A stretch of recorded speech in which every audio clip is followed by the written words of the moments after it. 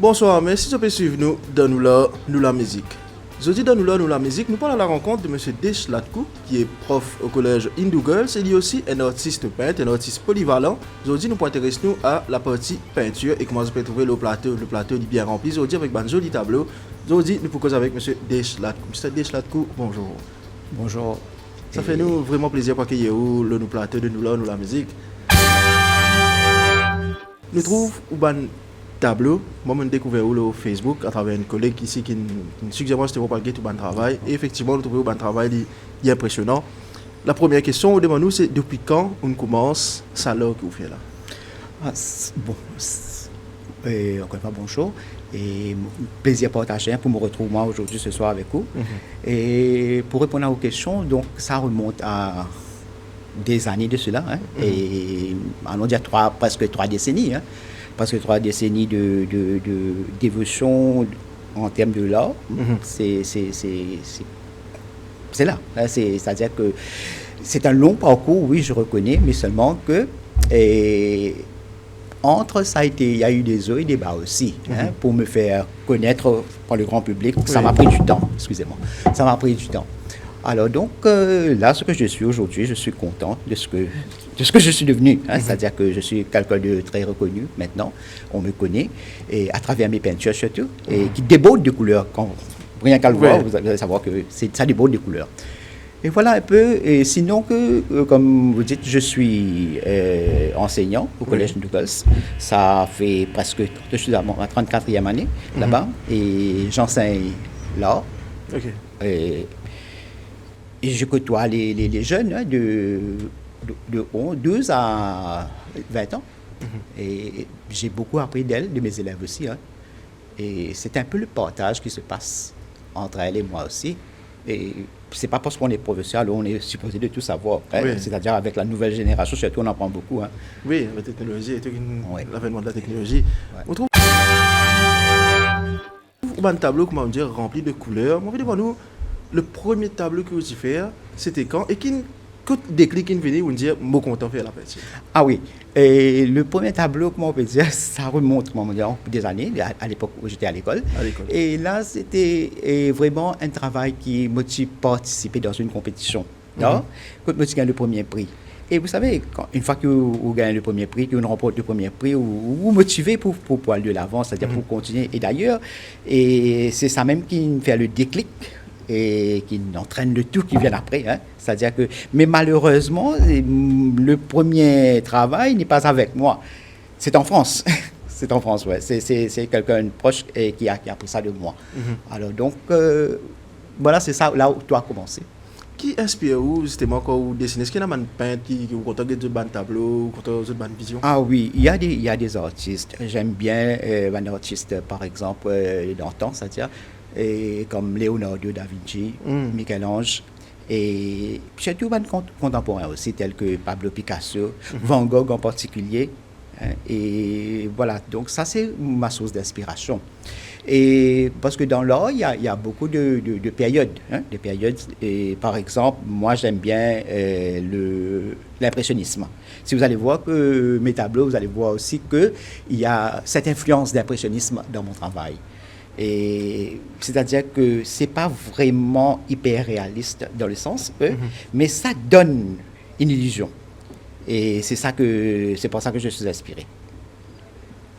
Et c'est bon de trouver le bon tableau, il y a beaucoup de couleurs, nous connaissons chaque artiste dans un style. Ou comment vous définir un style et qui fait vous contexte avec autant de couleurs comme ça? Ah oui, parce que les couleurs pour moi, ça depuis très jeune, je suis influencé, je suis inspiré par les couleurs. Et moi, je ne pas de couleurs. Donc pour moi, c'est les couleurs, je besoin assembler, de sorte que c'est comme une pièce de puzzle. C'est-à-dire chacun pour moi sa place. D'accord? Alors donc, moi, les couleurs chaudes, que ce soit les couleurs froides aussi, un mélange des deux aussi, ça me va. Mais mes tableaux, c'est sûr que ça déborde de couleurs. C'est très colorful, comme on dit, ça respire les couleurs. Et vu que je suis de l'île Maurice c'est coloré d'ailleurs. Donc, je pense que c'est synonyme de l'île Maurice, tout ce que je fais. Oui, nous trouvons le bon tableau, il représente Maurice. Il représente Maurice, nous trouvons justement le coq à Maurice, justement, qui est beaucoup de gens les verres du coq. Nous trouvons un flamboyant aussi. Nous trouvons la plage. Vous demandez la question peut-être que je vous pose, c'est qui pousse justement pour quand vous payez nous content mettre en avant au pays, autant mettre comme si nous qu'il tire en avant de au bando qui fait. Oui, c'est une jolie question. Donc, pour moi, c'est le folklore mauricien. J'aime bien. C'est-à-dire que, vu que nous appartenons dans une île où tous les gens se côtoient, hein, toutes les religions, toutes les couches de la société se rencontrent. Hein. Alors, donc, pour moi, c'est l'occasion de propulser en avant ces valeurs-là. Parce que c'est unique ce qu'on a à l'île Maurice. Oui. Et c'est unique. Et donc, si vous regardez bien, ce sont les, comment on fait dire, c'est flamboyant. Ça retourne comme un leitmotiv dans mes œuvres. Surtout les couleurs très vives hein, de ces flamboyants, de ces personnes qui reviennent des champs de canne ou bien de la pêche encore. Ou sinon, vous avez des vues de Maïbo, que ce soit le coin de Mire qui est là tout le temps. Et aussi bien que la nature, c'est-à-dire la faune, aussi bien que la flore aussi. Hein. La flore, c'est-à-dire que ce que je viens de vous dire, mais la faune aussi, à travers nos chauves-souris, nos pigeons de mort, notre célèbre dodo, d'accord. Et comme ce couple de la basse-cour qui est devant vous là.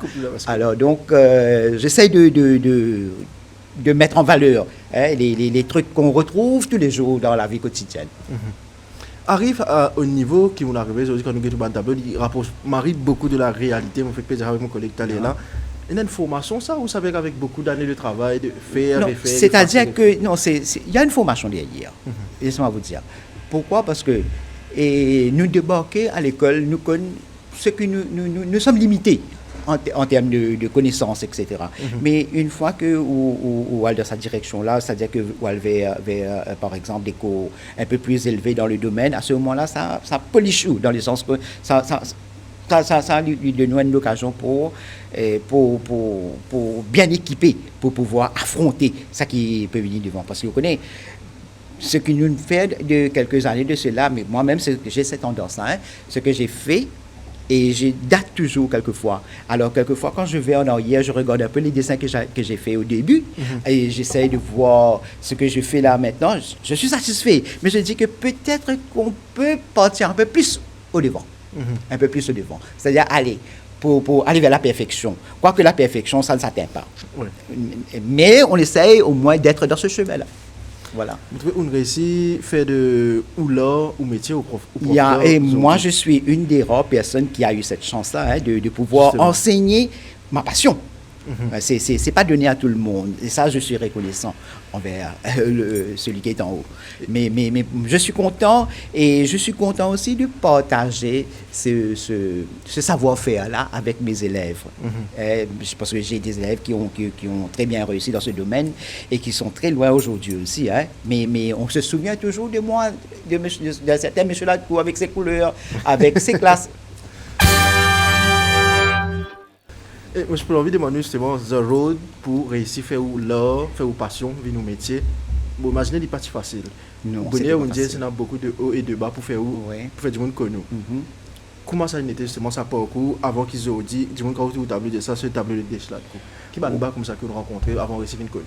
Oui, donc, ça qui m'a rencontré au cours de mon voyage. Hein. Et donc, c'était que quelquefois, quand on regarde les artistes, ce qu'on a à Maurice, on voit qu'ils sont bien lancés. Et quelquefois, on essaye de se comparer avec ces artistes. On dit que vraiment, on est un peu laissé à l'arrière. Et donc, et pour cela, il nous faut, comment dire, persévérer dans ce domaine-là. C'est-à-dire, aller même, c'est-à-dire continuer avec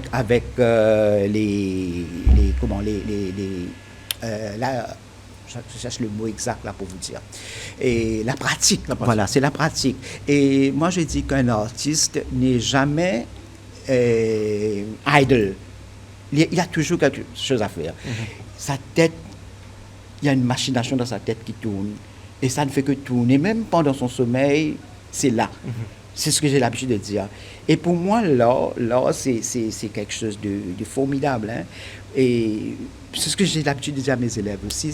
Il suffit de tourner, de faire un tour sur vous-même, 360 degrés sur vous-même. Et là où vos yeux s'arrêtent, c'est un travail d'art. À commencer par nous-mêmes, par exemple. Et je dis toujours, par exemple, cette bouteille qui est à côté de moi, donc ça a été conçu par les artistes. La forme, avant d'être acceptés sur les marchés. Alors donc, les artistes sont là, toujours été là pendant des années. Hein. Et nous sommes... Pensez-vous que monde où il n'y a pas d'artistes, c'est un monde morne, hein, dull, comme on dit. Mais nous, on essaye à notre façon d'apporter cette lumière, cette luminosité, ces couleurs-là à travers nos créations. Et un artiste il éprouve toujours ce besoin de créer. Moi, par exemple, j'éprouve toujours ce besoin de créer. Il me faut créer. Et le minimum, c'est de faire un sketch par jour au moins. Un sketch par jour, il me faut absolument garder la main. Je regarde la télé, je trafique un petit sketch quelque part, je croque un petit sketch, je mets un peu de couleur.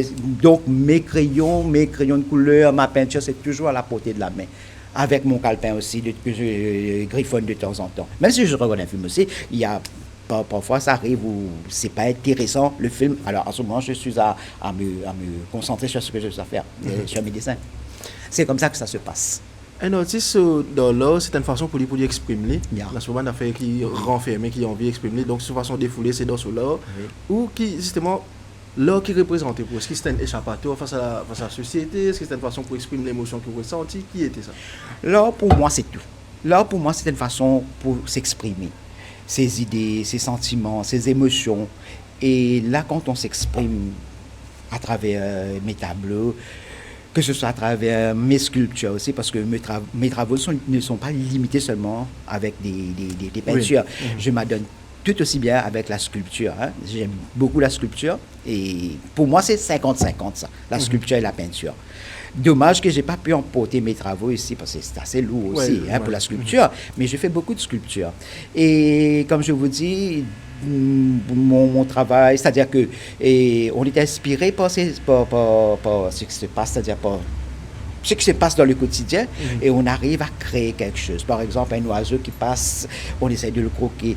Un animal, mon chien qui est à côté, il est endormi avec une pose spécifique. Alors là, j'essaie de le croquer, je le mets sur papier. Alors, comme ça, on a toujours quelque chose à faire.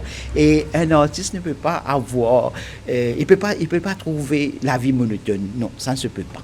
La vie ne peut pas être monotone pour lui parce qu'il a toujours quelque chose à faire. Toujours, il est toujours là, il est toujours sur les guets, comme on dit. C'est-à-dire qu'il attend toujours quelque chose à faire. Et il doit créer. Cette envie de créer, là, doit se faire ressentir.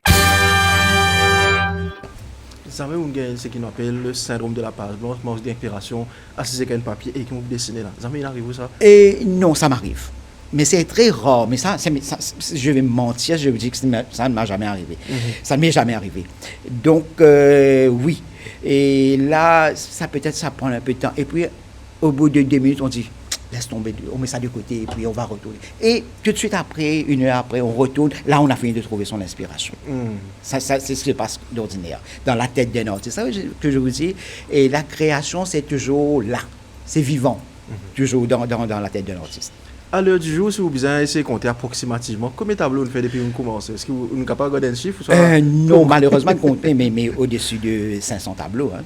500 tableaux. Bon, un tableau, il prend assez du temps pour réaliser un tableau. Parce qu'un tableau, nous trouvons un tableau là devant nous, là, mais c'est tout un travail qui est à l'arrière aussi. Une planification, des sketchs, des croquis. D'abord, si c'est bon à ce moment-là, c'est comme une maquette qu'on fait d'abord. Oui. Alors, une maquette, ça prend du temps aussi. Hein. Alors, une fois qu'on est satisfait avec la maquette, à ce moment-là, on transmet sur le canevas. Et à ce moment-là, qu'on arrive à réaliser quelque chose. Et quelquefois, quand on regarde la maquette, c'est-à-dire le croquis qu'on a fait, on n'est pas satisfait. Ça ne va pas partir sur le canevas. D'accord? Alors, donc, c'est pour ça que je dis que tout travail mérite une planification, d'abord. Et quand vous êtes satisfait, alors, rien d'autre ne compte là. Si vous êtes satisfait vous-même, alors tout y va. Ou un tableau, quand on fait un monde qui a acheté aussi, ou un tableau. Oui. Premier tableau, vous connaissez une sensation à part ça pour un artiste, quand il fait une œuvre, ça se vend. Oui. Le premier tableau que vous vendez, c'était qui tableau et qui vous ressentez dans un moment-là?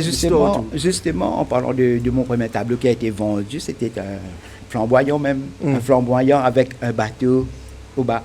Et c'était pas figuratif, c'était seulement la nature, le landscape comme on dit, mais ça a été vendu. Et pour m'en séparer de ce tableau-là, ça m'a fait un peu de la peine. Mais j'ai dit, il va falloir que je commence quelque part. Parce que je ne vais pas pouvoir garder tous mes tableaux, ça va prendre tellement de place. Et comme je vous dis, le nombre de tableaux que j'ai réalisés, ça va au-delà. Je parle seulement des tableaux que j'ai faits là. Je ne parle pas de la sculpture, je ne mélange pas les choses là.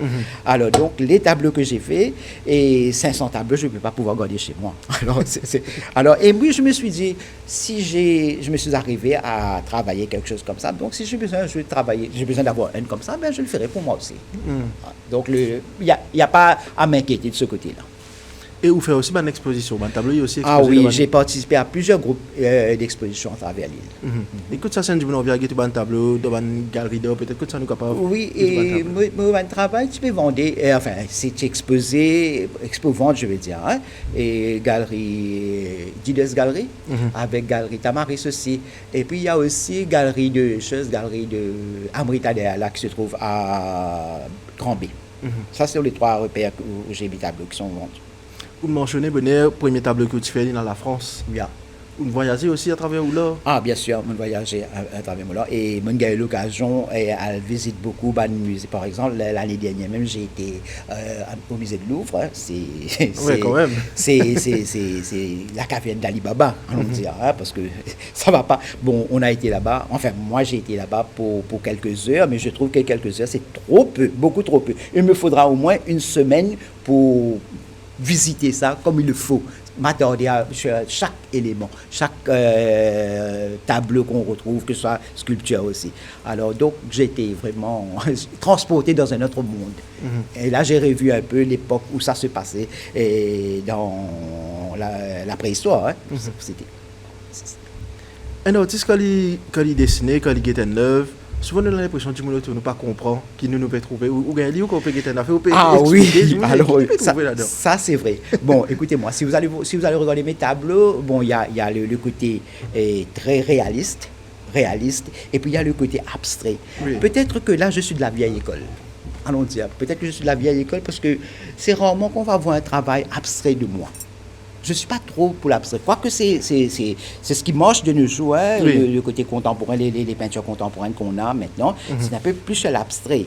Mais moi, non, je suis plus sur le côté réaliste ou bien semi-réaliste. Ou bien, parce que pour moi, quand un artiste regarde quelque chose, quand une personne regarde un tableau, il faut qu'il arrive à percevoir ce qu'il a envie de voir vraiment.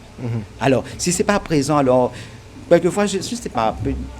Je pense qu'il y a des personnes qui sont un peu hypocrites peut-être, sont ébahis par un travail contemporain, peut-être ils essayent de trouver quelque chose qu'ils ne voient pas, ils essayent de trouver, mais seulement c'est un peu pour mentir à eux-mêmes, j'ai vu ça dedans, quand c'est pas là surtout. D'accord. Mais tandis que vous cherchez la poule, c'est là. Vous cherchez le flamboyant, c'est là direct. D'accord. Mais dans un travail d'abstrait, c'est un peu difficile aussi de déchiffrer un peu les formes qu'on recherche. Et c'est pour ça que je ne suis pas trop pour l'abstrait. Facile de transmettre une passion, quand vous avez senti la passion là, quand vous faites ce cause là, transmettre ça à mes enfants, pour mes enfants, pas dire qu'il y a la même vision que vous, mais c'est dans la même direction que vous. Ah oui. Ce qui est facile, c'est une nouvelle génération là, c'est une tablette à c'était. Ah oui, ça, le courant se passe très bien. Le courant se passe très bien avec mes élèves surtout. Ben, on est très à l'aise dans ma classe. Et les filles sont très... j'ai côtoyé les filles tout le long de ma carrière. Je connais que les filles, moi, parce que je n'ai pas vraiment travaillé avec les garçons. Alors, les filles sont vraiment très attentives à ce que j'ai fait. Elles sont très admiratives de ce que j'ai fait aussi. Et je suis toujours à la demande de, par exemple, si elle recherche quelque chose, si c'est pour un conseil, si c'est pour peut-être... quelquefois, ça dépasse là aussi. Hein, quelquefois, j'essaye d'entrer un peu dans leur vie un peu privée aussi. Ça me donne un petit conseil. Bon, je suis là toujours. Parce qu'on me connaît, parce qu'il y a pas... Il y a une barrière, parce que tout professeur doit avoir une barrière entre ses élèves et soi-même. Mais les filles, quelquefois, me font un peu cette confiance-là. C'est-à-dire qu'elles viennent vers moi, et pas seulement pour choses aussi, mais peut-être pour d'autres choses aussi que j'essaye d'aider à ma façon. Et aujourd'hui, quand nous guettons l'opération, nous trouvons une photo, nous trouvons une œuvre qui vont faire. Oui. Quel est le rêve ultime pour un artiste qui, comme avec autant d'années d'expérience, qui peut faire un exposé un peu partout? Quel serait le rêve ultime pour un tableau? Peut-être une rencontre que vous avez envie de faire de l'art. Ah oui, peut-être mon rêve ultime, c'était peut-être d'aller exposer à l'extérieur. parmi les jeunes. Bon, j'ai participé, je ne vous dis pas non, dans des online exhibitions. Oui. Mais aller sur place pour prendre mon travail, pour aller exposer sur place, c'est ça ce que j'aurais aimé. Au moins parvenir à faire cela. Au moins, ça, c'est peut-être, bon, je ne dis pas que ça s'arrête là. Il y a encore à aller de l'avant. Donc, je pense que dans l'avenir, ça peut se réaliser. Hein. Qu'est-ce qui est limité de nos jours, vraiment? On peut tout faire, on peut tout arriver. Si on a vraiment l'intention de le faire, alors donc, si on est vraiment motivé à le faire, ben, on parviendra à ses fins. Ça, c'est sûr. Et donc, ça, ma tableau préférence, c'est... Oui, comme je dis, je ne sais pas, c'est peut-être un peu banal pour certains, peut-être qu'ils vont penser, mais je ne sais pas, quand je regarde ce travail-là, ce couple de la basse-cour, comme je le surnomme, hein, ça me donne quelque chose, ça remue quelque chose en moi. Je ne sais pas. Peut-être que, par ses couleurs, bien sûr, si on regarde la couleur feu du coq même, par exemple, et quand on compare la poule avec le coq, la poule est terne. Oui. Mais c'est pour ça que je l'ai repoussé un peu dans le premier plan, pour donner un peu plus d'attention sur elle aussi. Mais quoique le coq est plus coloré, ça mérite encore plus d'attention, et avec ses couleurs, etc. Donc, les choses, les oiseaux sont comme ça, hein, c'est-à-dire que le mâle est toujours plus coloré que la femelle. Et donc, c'est pour ça que j'ai envoyé la poule un peu au-devant pour diminuer un peu cette attention du coq. C'est beaucoup d'investissements, ça, alors, que vous faites là, parce que nous connaissons la peinture, la même, cadre la même. Oui, nous, Van Artis, nous rencontrons beaucoup de problèmes au niveau du matériel pour l'art, hein, c'est-à-dire pinceau, une fortune. Et la peinture, que ce soit l'huile, que ce soit l'acrylique, que ce soit le charbon même, que ce soit n'importe quoi comme technique, ça coûte. Surtout à Maurice. Et moi, j'ai un peu de la chance de pouvoir avoir mes affaires d'autres pays, c'est-à-dire de l'extérieur. Et quelquefois, quand il y a des amis qui arrivent, parce que je demande d'apporter. Oui. D'accord. Mais sinon, ça coûte une fortune. Et c'est pour ça qu'on a retrouvé, si on a noté un déclin au niveau de réponse pour les élèves qui font de l'art maintenant. Il y a très peu. Ça diminue d'année en année. C'est-à-dire parce que je pense que c'est un des facteurs pour lesquels ça diminue, c'est un peu le coût du matériel. C'est très cher à Maurice. Et aussi, avec de nos jours là, et surtout là, en ce moment-ci, et comme si le syllabus pour l'art, ça a changé considérablement. Drastiquement aussi, je peux dire. Et c'est pour ça que ça a freiné un peu cet engouement pour l'art, malheureusement. Et qu'est-ce que vous avez fait d'après pour... Non, le syllabus pour relance là, pour commencer au niveau scolaire, tu dois revoir le syllabus, c'est à revoir complètement. Et le syllabus, c'est à revoir parce que l'enfant qui est à l'école, je parle de l'AHSI là, parce que j'enseigne un peu l'AHSI aussi, plus l'AHSI que les petites classes en français. Mais l'enfant qui fait l'AHSI a deux projets à faire, c'est-à-dire ce que vous voyez, 2 tableaux à faire, cette dimension-là environ, plus 2 portfolios qui accompagnent les tableaux. Et chaque portfolio comporte 5 feuilles recto verso à 2. Et avec des studies qu'elles vont devoir faire. Bon, où ça qu'elles trouvent ce temps-là pour le faire, pour réaliser tout ça? Parce qu'elles n'ont pas seulement honte à travailler. Oui, elles ont 2 autres matières à s'occuper, sans compter les 2 subs qu'elles ont à faire. Oui. Alors c'est pour ça que les élèves s'éloignent un peu de l'art, malheureusement. Seulement celles qui sont vraiment bonnes, qui s'adaptent, qui restent, d'accord, qui tiennent. Mais sinon, on s'éloigne autant que possible. On essaie de ne pas considérer. Et je le comprends aussi parce que on n'a pas que là, on a les autres matières à nous occuper aussi, à travailler aussi. C'est ça qui est malheureux pour nous. Oui, parce que la peinture, vous pensez, sa passion que vous pouvez là, sa détermination là, il est aussi présent dans les sculptures aussi. Oui, bien sûr. Les sculptures, oui. Et les sculptures, c'est un peu plus, ça demande un peu plus d'énergie à comparer avec une peinture, parce que là, on va directement avec la matière. La matière, quand je parle de la matière, ça peut être du ciment, ça peut être de la terre, ça peut être du plâtre, ça peut être d'autres matériels. Mais seulement, vous savez, ce contact avec ce matériel-là, même ça, c'est ça même qui dit tout. Pour moi, mettre ma main dans le ciment, que ce soit dans le plâtre, que ce soit dans la terre, je me retrouve. J'aime bien cette affaire de modeler et de venir et de regarder, de prendre un peu de recul pour admirer un peu ce qu'on a réalisé. Ça nous arrive. Pour vous poser la question, ce sera peut-être ma dernière question pour l'entretien. Nous trouvons l'évolution qui peut venir. Aujourd'hui, tout le monde peut dessiner nos tablettes. Yeah. Où trouvez-vous, en tant que média, ou même un artiste ou old school ou dessiner avec un pinceau, est-ce que vous trouvez un jour pour retrouver dans la technologie pour dessiner nos tablettes? C'est une jolie question, c'est que me pose moi là. Donc, le problème est qu'on va avec l'évolution, la technologie. Donc, il n'y a pas d'échappatoire. Il faut, surtout pour ces jeunes-là qui montent, d'accord? Mais peut-être c'est partie intégrale de ce qu'on attend de ces personnes-là aussi. Mais seulement, il ne faut pas pour autant négliger les recours, les moyens par exemple, le pinceau traditionnel, la peinture traditionnelle. Mais c'est rien à comparer. On peut voir quelqu'un qui a réalisé un beau travail sur Adobe ou bien sur Illustrator, des trucs comme ça. Mais ça n'a rien à être comparé avec quelque chose comme une peinture devant vous, là, comme ça. Ouais, il n'y a pas de comparaison à ça.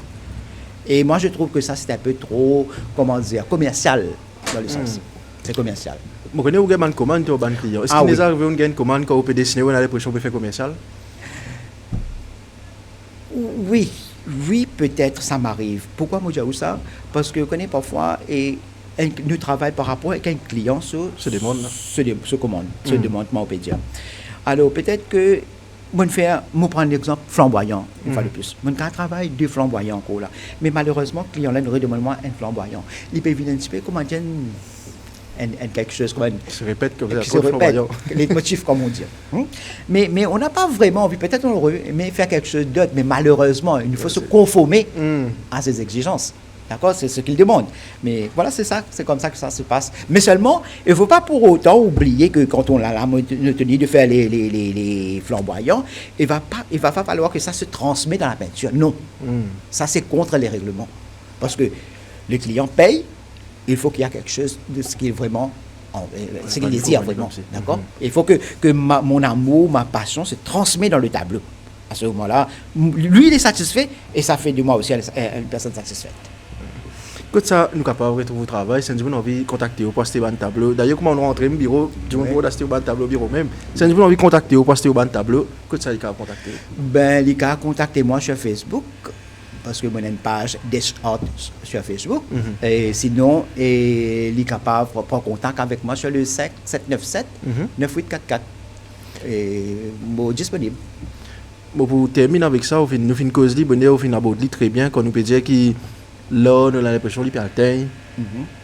Qui message tu as à sa jeune génération qui, malheureusement, nous trouvons peut-être une affaire qui n'est pas correcte, alors qu'il y a tellement de possibilités, nous trouvons ou même peut faire là. Qui message tu peux donner à une jeune qui peut-être bien intéressé alors? Ah oui, et un message très important, surtout pour les jeunes, parce que comment nous pouvons trouver le fléau de la drogue, je peux rentrer de plus en plus dedans, d'accord?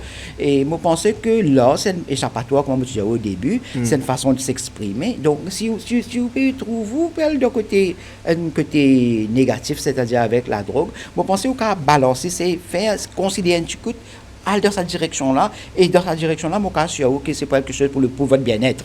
Par contre, si vous prenez le chemin-là, c'est vous vers la dérive. Alors, donc, moi, je pense que rien n'est impossible. Personne n'est né artiste. Moi-même, je ne suis pas né artiste. C'est avec la persévérance, le côté intéressé, l'intérêt qui doit être toujours là. Alors donc, si vous avez ça, ou bien équipé avec ça, vous pensez que nous sommes capables de monter les pouces comme non. Il n'y a pas un problème. Mais seulement, l'intérêt doit être là. L'intérêt doit primer. Mais de nos jours, nous avons tellement de facilité. Oui. Et que ce soit le gouvernement, que ce soit dans notre entourage même, il y a des personnes qui sont toujours prêtes à aider. Surtout des personnes qui se pensent un peu menacées par ce fléau de la drogue. Là, je pense qu'il y a un moyen de remédier à cela. C'est déjà là. Merci beaucoup d'accepter l'invitation. C'était une jolie conversation, bien inspirante, beaucoup de passion. Merci pour une jolie tableau que nous amène pour nous guetter. C'était mon collègue pour d'un grand plan de ce tableau-là. Nous disons bonne continuation de parcours en tant que prof. Merci beaucoup. Félicitations encore pour le parcours. Merci, c'est gentil. Et ça fait nous vraiment plaisir pour trouver un jeune passionné comme ça qui quand il cause de cette façon de causer, nous sentons sa passion. Surtout beaucoup de courage dans le parcours. Merci beaucoup. Merci M. Deslatkou. C'était nous la musique avec les jolis tableaux de M. Deslatkou. Pour rendre cette émission-là possible, je vous dis merci à toute l'équipe de nous la musique. Merci à toute l'équipe vidéo. Et nous autres rendez-vous la semaine prochaine pour un autre épisode de nous la musique. Nous les autres avec de jolies images des tableaux réalisés par M. Deslatkou. Merci. Bonne soirée.